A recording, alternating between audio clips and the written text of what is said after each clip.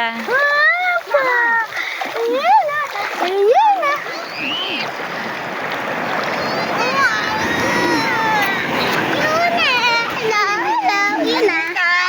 Yan, ganyan eh.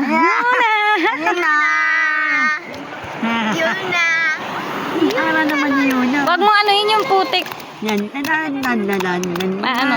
Oh, sige, dapa kayong lahat. Ayan na, dapa.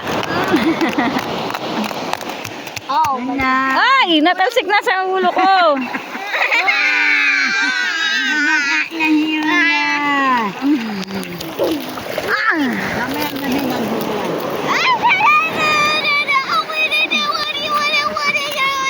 Ang ganda ng picture niyo.